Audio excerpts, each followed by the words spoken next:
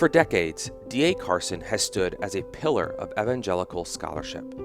A renowned Bible scholar and commentator who's written more books on the Bible and theology than most of us will ever read, Carson worked for decades as professor of New Testament at Trinity Evangelical Divinity School and currently serves as the president of the Evangelical Theological Society.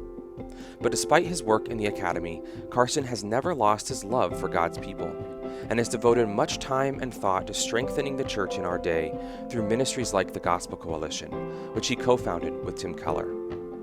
In my interview today, I sit down with Don to talk about his life and ministry, how God led him to the academy, the original vision behind TGC, and what it looks like to pursue simple faithfulness before God at this stage in his life. Don is the author or editor of nearly 200 books, including Letters Along the Way, From a Senior Saint to a Junior Saint, which he co-wrote with John Woodbridge. Let's get started.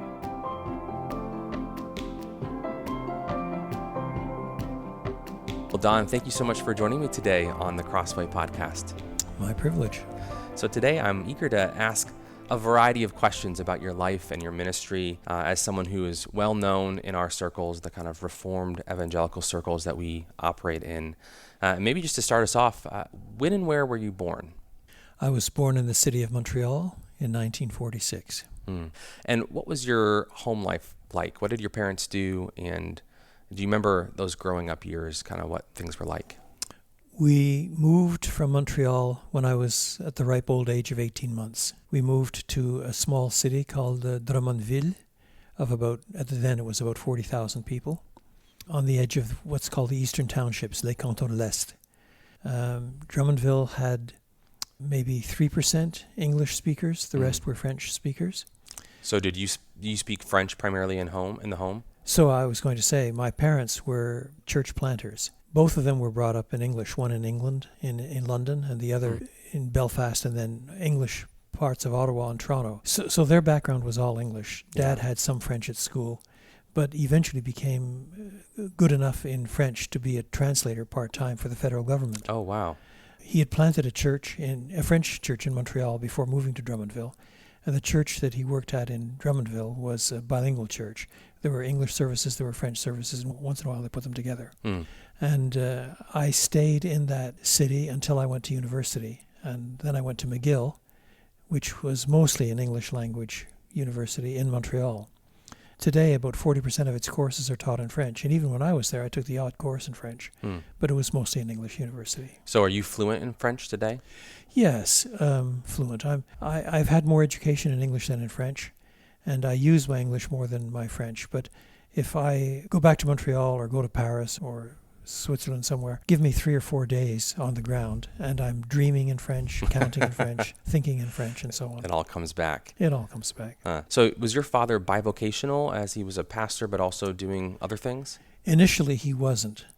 But when he felt it was time to leave Drummondville, several English language churches offered him a post, and he wouldn't take it because he felt called to French Canada. And there wasn't another French one that was opening up. They were all small. So he went to the federal government and started doing bilingual translation, always French-English. So he had a full-time job as a translator then for another, I can't remember, 15 years until he retired, and then did the missionary work on the side. Okay, wow. So as a kid, what were some of your favorite subjects in school? I was the kind of kid who liked all things academic. It wasn't that I was better at history and literature and hated mathematics or the reverse. Basically, I liked it all. So you mentioned that you went to McGill University, and I believe you were on your way to study chemistry and science. Right. But then at some point, God kind of changed your mind and changed your path. I wonder if you could explain how that happened. Well, the long story is too long to retain here. But I worked part-time for the federal government in a lab in Ottawa in the summer months, and I was enjoying what I was doing. But I noticed that in that lab, the lab workers basically fell into 2 groups. One group was a little older and a little more cynical, and they were looking forward to retirement, and what they longed for was no more work.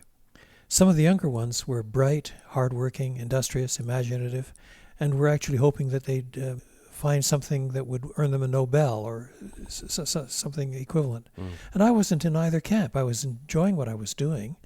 But at the same time, I was working with a pastor up the Ottawa Valley who was trying to plant a church. And he was single, older than I was, but I tried working with him a little bit. And what was capturing my interest was what was going on the weekend on that church plant. So that was the first time I started thinking seriously about where I should be spending more of my time. There were other components. I heard a man preach from Ezekiel 22. I sought for a man to stand in the gap before me for my people, but I found none. I remember chorus that everybody sang in those days in Sunday school. I couldn't get it out of my head. By and by when I look on his face, beautiful face, thorn-shadowed face. By and by when I look on his face, I'll wish I had given him more. And I wasn't denying that you could be right at the center of giving God everything by serving as a chemist. But for me, that wasn't working out that way.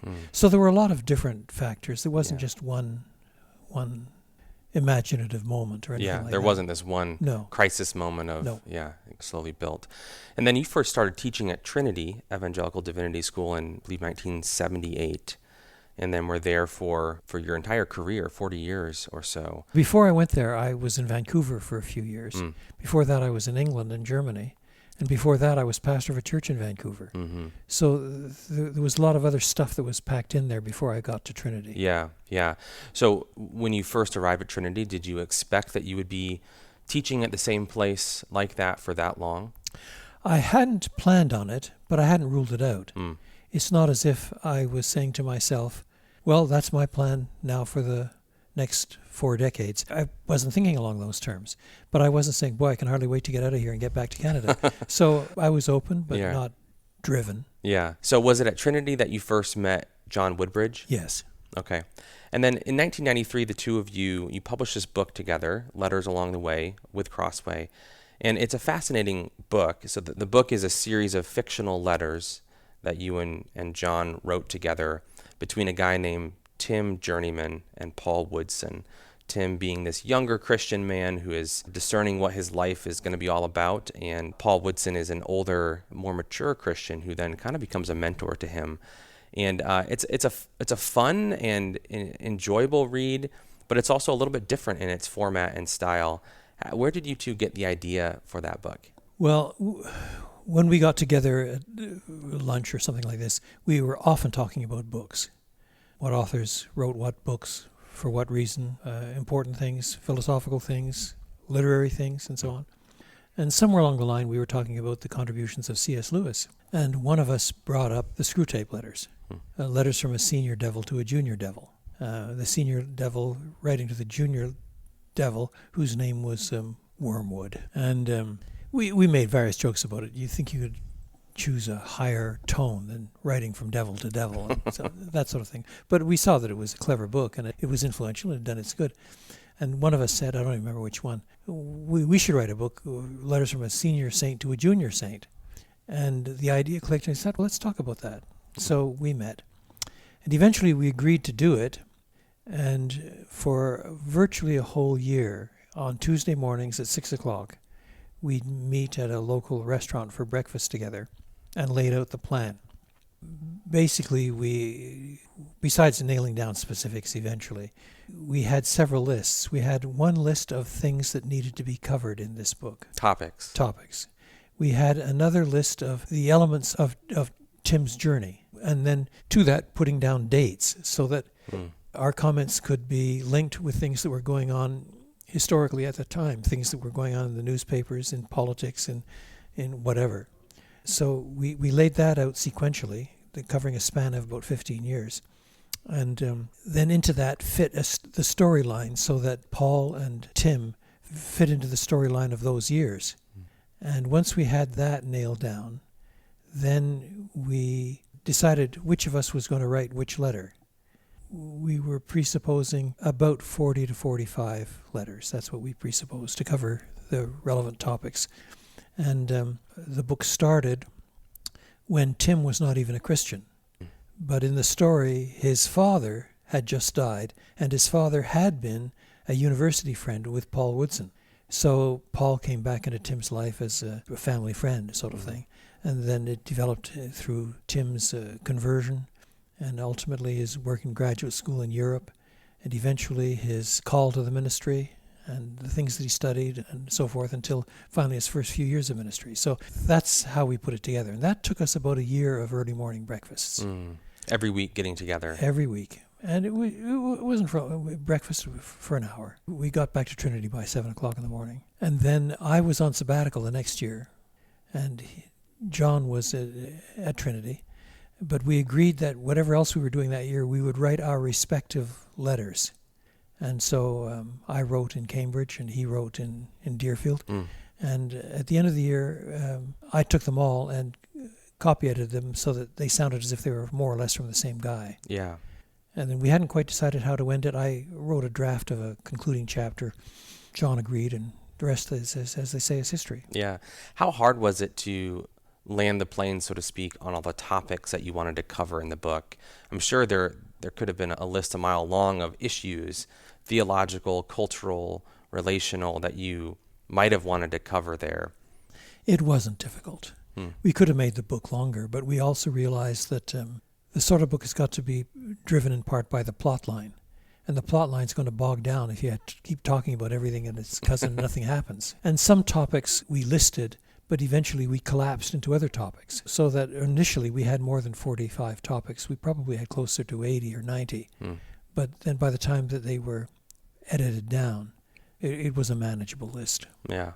So I know in the book, it opens, like you said, with Tim Journeyman's father has just died, and that's kind of what drives him to reach out to this old family friend. Right. And if my dates are correct, the year before, in 1992, your father had passed away. Was there anything autobiographical about the book and how both you and John thought about this man's journey to maturity as a Christian?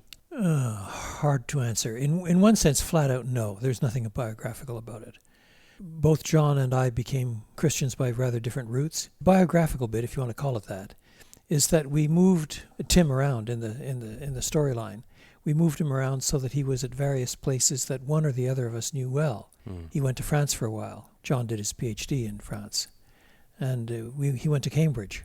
And, I lived in Cambridge for many years. In that sense, there's background knowledge from personal experience of different parts of the world, different subcultures, different people. We listed also people that we wanted Tim to come in contact with and his take on them and so on. So in that sense, there's biographical influence. But it's not hard biography that I'm really talking about me here. It's not one-to-one correspondence. So as you reflect on your own life, have there been Paul Woodsons in your life who have played that kind of a role for you? The kind of role that Paul Woodson played for Tim was major. He became clearly the dominant voice of Christian experience and reason in his life. Even if that wasn't explicitly said, reading between the lines, that's the way it felt. And I know that there are some Christians who have been blessed with a particular mentor or a close friend and so on. Whereas for better and for worse, my own experience is rather different. I've had many, many, many people who have, it's too strong a word, but mentored me in some sense, that I've looked to for advice or criticism, suggestions, whatever, that I've looked up to for their preaching or their praying or their history of their wisdom or whatever. But it's not as if I would say John Stott shaped my life definitively. Now, he certainly influenced me on several fronts, but he wasn't a bosom buddy. He wasn't that close a friend or anything like this, but I'm grateful for him. And I could list 100 people like that. Yeah. That would be easier for me than to try to decide on one or two. Yeah. I'm sure that resonates with so many people. I hear regularly about the books that we're reading, the articles that we read online that can have a really huge influence on someone's life and ministry, even if you don't know the person directly one-to-one. And it does make me think of the Gospel Coalition, which is something that you had a large hand in creating. I wonder if you could just take us back a little bit. What was the original vision that you and Tim Keller had when you started the Gospel Coalition? How did that fit into how you were perceiving the evangelical church to be in America and what you were wanting to help address? Well, Tim and I worked together on a project or two before we actually met. He was in New York, of course, and was purposely not traveling very much. His concentration was on Redeemer. His local church. And I was teaching at Trinity and bound up with Trinity. But I had this plan to edit a book called Worship by the Book. Eventually it came to be called. And it was written by a Presbyterian, Tim Keller, an Anglican from London that I knew, a pastor of a free type church. It was Wheaton College Church. And interesting. So Kent Hughes. Yeah. And me from a Baptist background. And what we tried to do was to agree on a basic biblical theology that I wrote, and then to ask, how does that work out in your life as minister of such and such a church, so that the theology is driving your choices and your music and your priorities, your structures, and so on, so on, so on. So each pastor was sort of providing the unique perspective on how that Correct. works itself out in their own context. Correct. Oh, interesting. Yeah. So that actually came out before Tim and I met. We met in Cambridge, I think, in 2002. So the end of the previous decade, we had been working on the book, and the book came out about 2002, give or take a few months. Yeah. And in any case, when we met, some people you meet and you click, and we clicked. We were both talkers. We were both interested in cultural things. We were both in the Reformed heritage. We were both committed to expository preaching. We had so many things going in common. Did the Baptistic and the Presbyterian difference there, that was never really an issue for you two? Not in the slightest. Enough to make jokes back and forth. That was about it. And then 2003, I had to do something in Princeton, nothing to do with these projects. And Tim suggested I take the fast train from Princeton into New York and we'll have lunch together. So that's what we did. My wife was with me. She came in, and she went off with a couple of ladies from his church to do the town. And Tim and I and two or three of his offsiders met at a sidewalk cafe. In downtown New York City? In downtown Manhattan. Wow. And afterwards we went back to his office. But it was just a few hours. And then I took the train with my wife back to Princeton. But during that time, one of the things that we talked about was whether or not in our perception of the needs of evangelicalism and its failures and the increasing fuzziness about its definition and the different parties and tribes that were erupting and so on, was there a place for starting a new organization that tried to address these things? And we all knew, of course, that the most recent attempt, which was ACE, the Alliance for Confessing Evangelicals, was, in all respect, having a rough go of it. We needn't go over the reasons for it, but they did some things that, in retrospect, were probably not entirely wise. But it showed that there was a need, an interest. What should be done about it? So we thought we should probably try to do something, but to avoid things that we perceived to be mistakes in the ACE experiment. And so there's a lot of interplay back and forth there that we needn't to go into. But I drafted a letter that Tim approved, and we sent it to about 40 pastors. Now, neither he nor I knew all the names on that list. Between us, we knew a lot of them. But we also approached people whom we respected and said, if you were starting an organization like this, what names would you add? So you kind of crowdsourced the initial list. list. So we crowdsourced the initial list.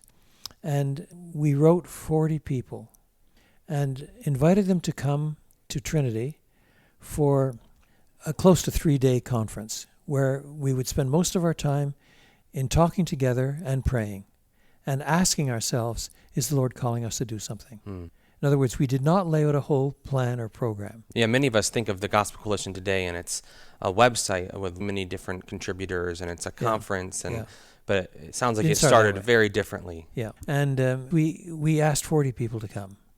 The first distinctive mark of God's grace on this project was that all 40 came. Everyone you asked. Everyone we asked came. Wow. And we told them, you're coming for close to 3 days. You're paying your own shot, your own airfare, your own hotel bill.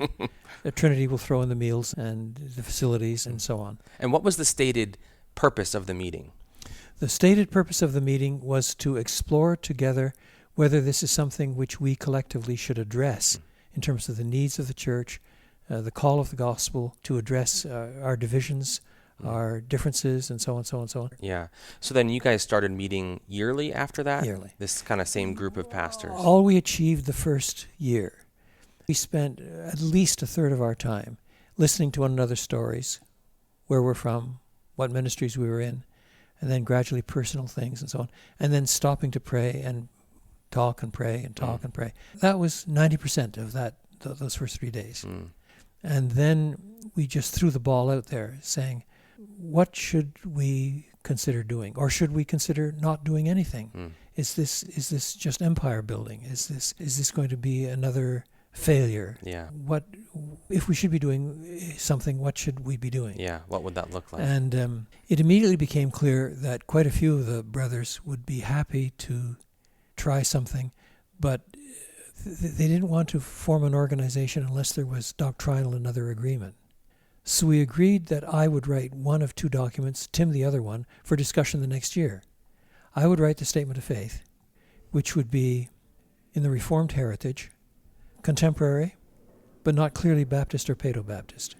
And Tim would write what we called Theological Vision of Ministry, because as somebody pointed out, you can sign the Westminster Confession of Faith and come out sounding like Banner of Truth, or sign the Westminster Statement of Faith and come out with guitars. And in other words, there's a vision of ministry that's at issue rather than just a statement of faith. Right. And so we spent 2 or 3 years then meeting together to work through these documents line by line, line by line, line by line, line by.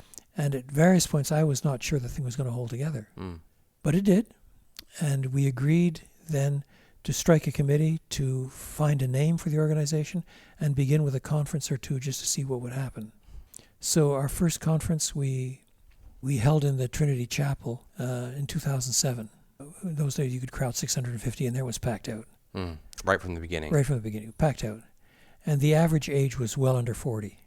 Was that encouraging to you to see those young people coming to hear? Yeah. And what they kept talking about was how, 6 or 7 plenaries and some workshops and so on.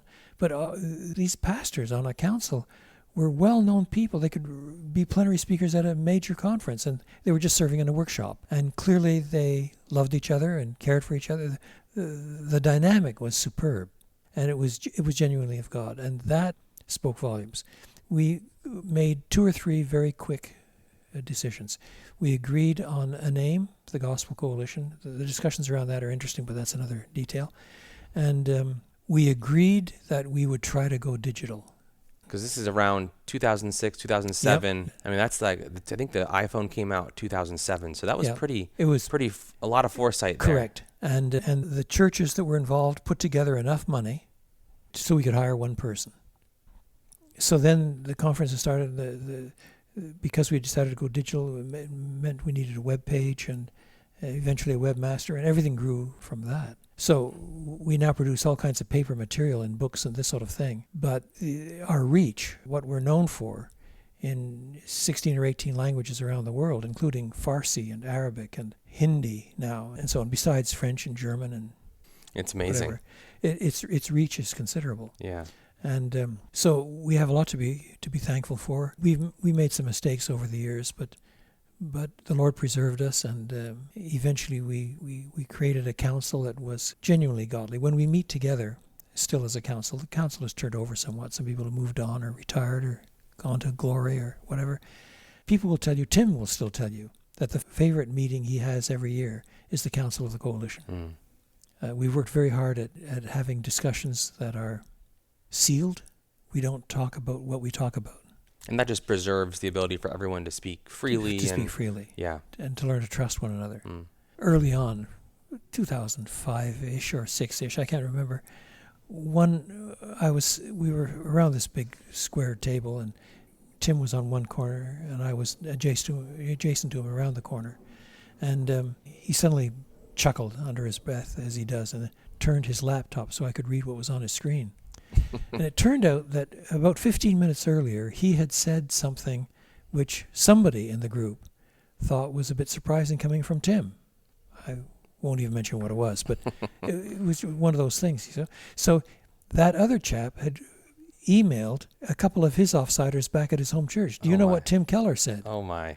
That person put it on their website saying, Tim Keller said such and such, such. And then one of Tim Keller's offsiders read it on their site and wrote back to Tim and said, did you really say that? All in 15 minutes. All in 15 minutes.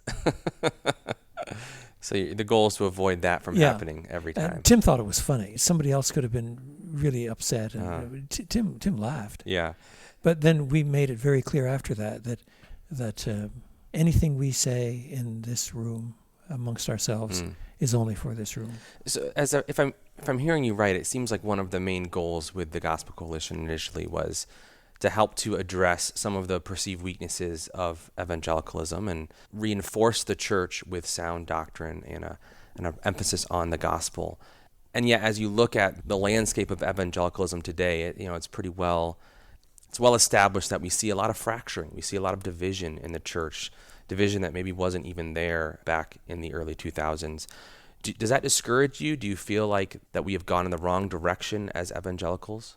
I think it's complicated. When you say we, as evangelicals, have gone in the wrong direction, to whom do you refer? That's a good question. Because there are, in my view, millions of people who call themselves evangelicals who doctrinally aren't. Part of the issue is that the sphere for defining evangelical varies from group to group. Yeah. Some have a sociological background.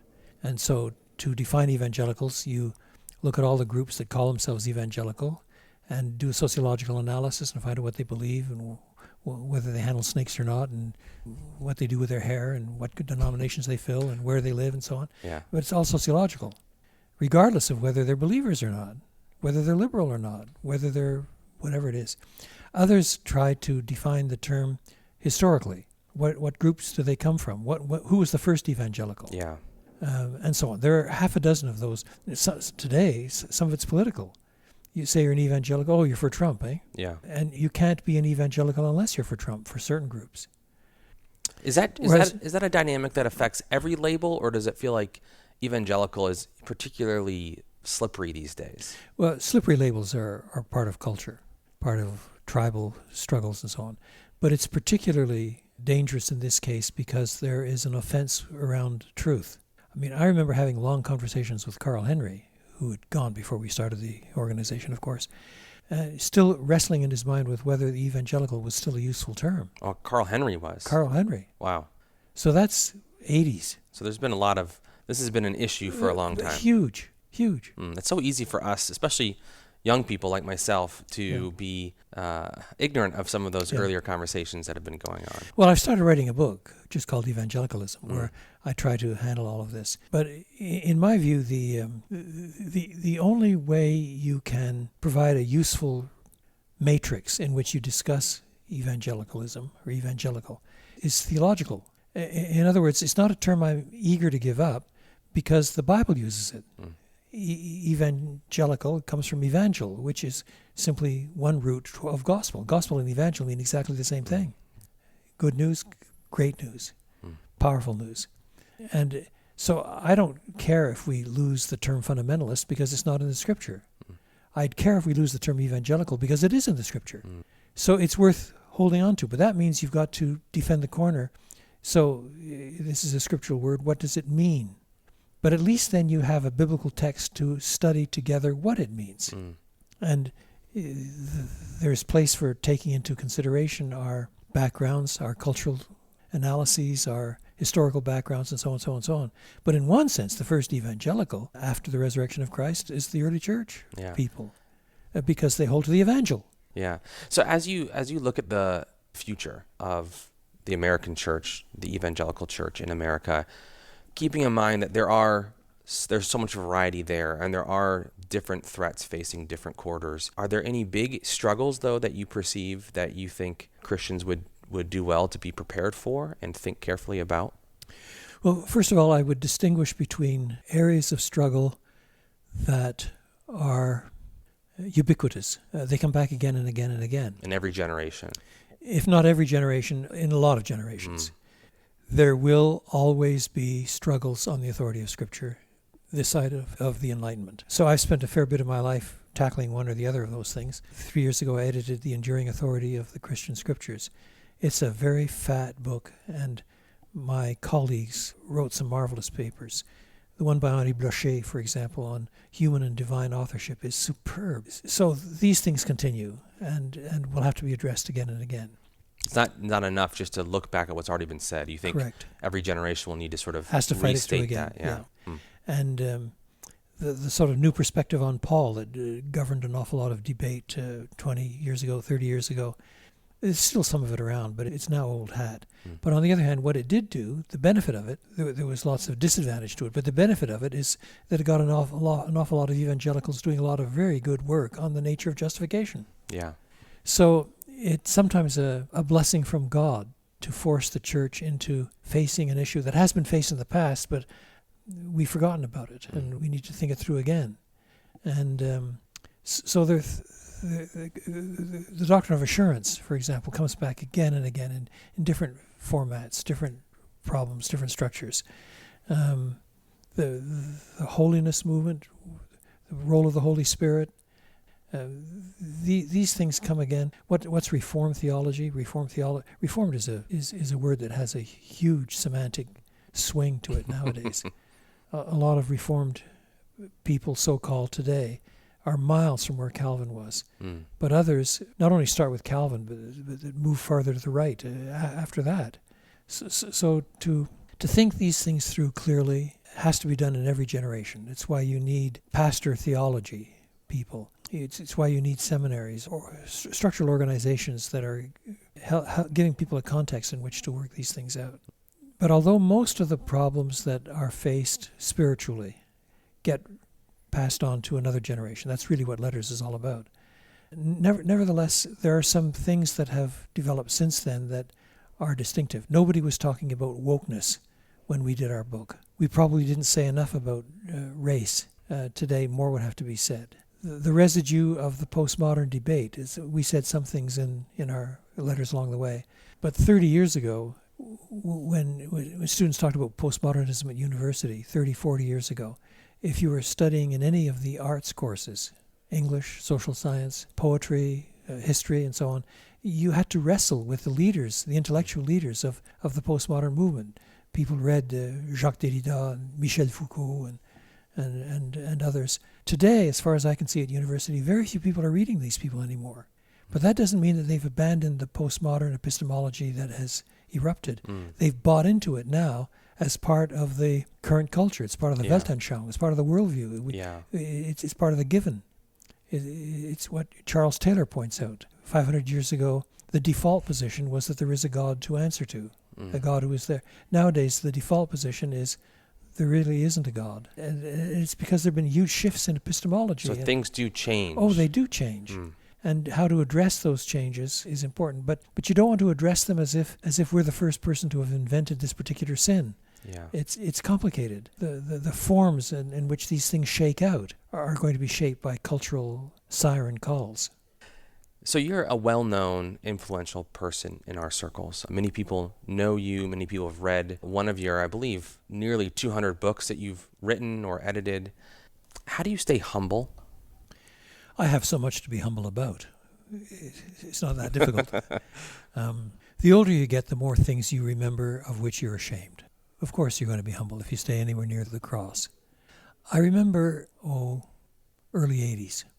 We organized something at Trinity in which we invited Carl F. H. Henry and Kenneth Conser to come and give each one of them a lecture on the current state of evangelicalism in North America, with a further session with Q&A. They were superb. They knew their stuff. They were careful. They didn't stick a foot wrong. They weren't scoring points, but they were being frank and so on. And the students loved it. They just lapped it up. I was tasked with asking them questions the next day, and I didn't tell them in advance what the questions were. I asked them a lot of obvious things. I asked them what they thought of the Southern Baptist Convention, which was at the time going through the throes of revolution. So I asked them about books and people and movements and what they saw happening and so on. And then finally, right toward the end, I said, a lot of Christian scholars and senior pastors and so on, in their old age, become grumpy. They become cranky. How old were you at the time? I was about 35. Okay. But these guys were both in their 80s. Carl was older than Kenneth, but they were both in their 80s. And I said, All of us can think of certain elderly saints who built quite a lot in their youth and then in their old age became defensive and jealous and maybe a bit envious of young men coming along behind and so on, and began actually to destroy what they built. But both of you men have avoided that trap. Both of you, from my perspective, walk humbly. You're models to listen to. You're not arrogant. How have you avoided the traps? So basically I was asking them what you just asked me. And both of them fumbled a bit, didn't know what to say, looked embarrassed and so on. And then finally Carl said, very quietly, "How can anybody be arrogant if he stands beside the cross?" It was the best 30 seconds of the entire 3-hour project. So a number of years ago, you published a book with Crossway called Memoirs of an Ordinary Pastor. And that book, I think, similarly stands as a testament to the humility of a Christian who walked closely with his God. It's a book about your father, and you conclude the book with this beautiful paragraph talking about his life and ministry, reflecting on the impact of his life and ministry. I wonder if you could read that for us briefly, and then I'll then ask a question about it. Tom Carson never wrote a book, but he loved the book. He was never wealthy or powerful, but he kept growing as a Christian. Yesterday's grace was never enough. He was not a far-sighted visionary, but he looked forward to eternity. His journals have many, many entries bathed in tears of contrition, but his children and grandchildren remember his laughter. He much preferred to avoid controversy than to stir things up, but his own commitments to historic confessionalism were unyielding, and in ethics he was a man of principle. His own ecclesiastical circles were rather small and narrow, but his reading was correspondingly large and expansive. He was not very good at putting people down, except on his prayer lists. When he died, there were no crowds outside the hospital, no editorial comments in the papers, no announcements on television, no mention in Parliament, no attention paid by the nation. In his hospital room, there was no one by his bedside. There was only the quiet hiss of oxygen venting because he had stopped breathing and would never need it again.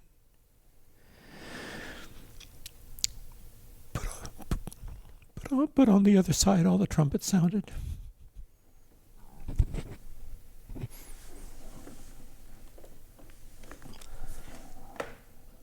Your life has been very different from your father's. He was not well known outside of his own church, and you helped to start a global ministry and are known around the world. And yet, you would say his life has had a huge impact on how you think about what it is you've been called to do. If you had to summarize that, how did his life impact you? That's probably a question that's better answered by a good historian 200 years from now. I'm too close to the events to be a good judge. When the saints go marching in, it's for God to say the well dones and decide who gets what. But just as I'm convinced that the widow with her 2 mites will be a lot closer to the front of the pack than some great Christian benefactors who have given away millions, so I'm pretty sure that pastors like my dad are likely to be a little closer to the front of the pack than people who speak to 10,000 people that are shot. Well, Don, thank you so much for taking the time today to share a little bit about your own life, your own story, the insight that God has given you into the church and what the next generation can learn from you and others. We appreciate it. Blessings on you.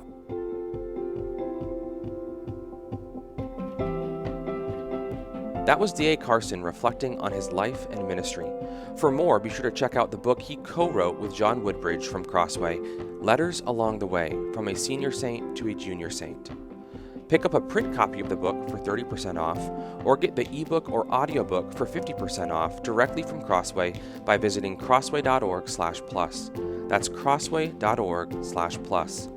For more interviews like this, subscribe to the Crossway Podcast on Apple Podcasts, Spotify, or your favorite podcast player. If you enjoyed this episode, would you consider leaving us a review and sharing the episode with a friend? That really helps.